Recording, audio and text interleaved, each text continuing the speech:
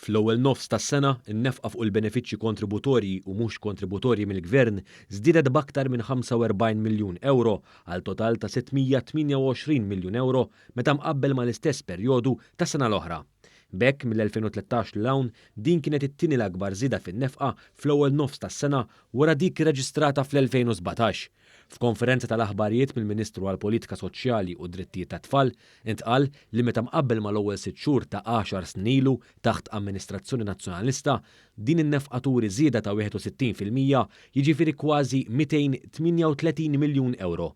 Kważi 3/4 tan-nefqa globali marret tan-nefqa fuq il-pensjonijiet tal-irtirar, tar-romol, tal-invalidità kif ukoll fuq dawk mhux kontributorji tal-età biex b'hekk b'kollox laħqet is-somma ta' kważi 466 miljun euro. Fil-fatt dawk li jaqgħu taħt dawn il-kategoriji ħadu żieda ta' 5 euro fil-ġimgħa, fil-waqt li meta mqabbel mal-2020 ħadu żieda ta' mill-inqas 17 euro fil-ġimgħa. Segretarju permanenti fil-Ministeru Mark Musu poġġa f'kuntest iċ-ċifri ewlenin li ħarġu minn din l-istatistika. Iċ-ċifri jikkonfermaw ukoll il-fenomenu ta' dawn l-aħħar snin illi qed ikun hemm tnaqqis fil-ammont ta' nies li jiddependu għall-għejxin tagħhom fuq l-għajnuniet soċjali u dan naturalment huwa xi ħaġa pożittiva il għaliex iktar u iktar nies qegħdin jaqalgħu l-għejxin tagħhom mix-xogħol iktar mill-benefiċċji soċjali. Fil-fatt brabta ma' dan in-nefqa fuq l-assistenza soċjali niżlet madwar 1.5 miljun euro għax komplew jonqsu dawk li jirċievu l-assistenza soċjali u dawk bla xogħol. Fl-ewwel 6 xhur tas-sena l-att ta' dawn il-persuni niżel bi kważi 9 mitruħ. Intant miżur oħra li ħallit impatt fuq għajnuna aktar żidiet fl-għajnuna supplementari lil benefiċjarji miż-żewġin u persuni waħedhom inkluż ir-romol.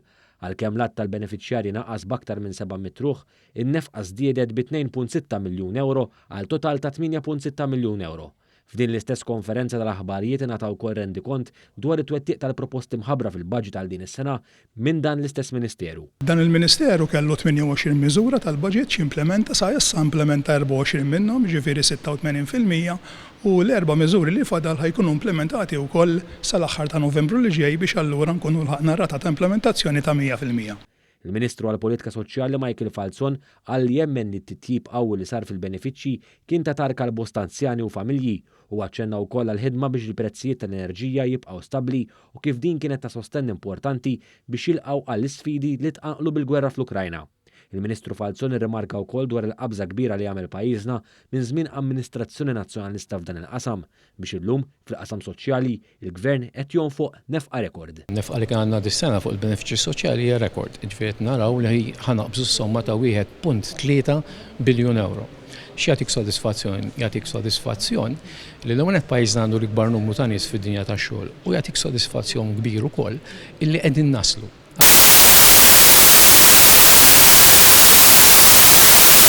Fuq l-għajnuna soċjali għal-għejxin tagħhom milli kellna fl-2013.